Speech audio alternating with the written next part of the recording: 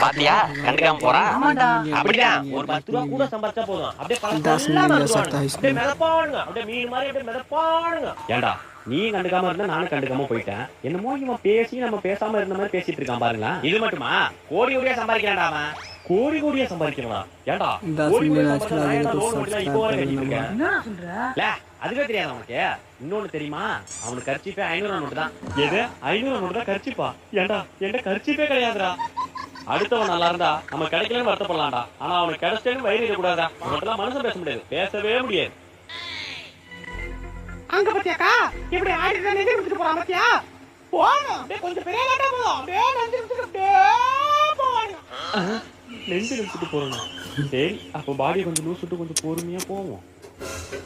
நடிப்புக்கா நடிப்பு தோபரே அப்படியே எதுவுமே அதே மாதிரி போவானுங்க. வீட்டுல பார்த்தா குட்டி குட்டியா காசு எடுத்து வச்சிருப்பானுங்க. என்னடா எப்படி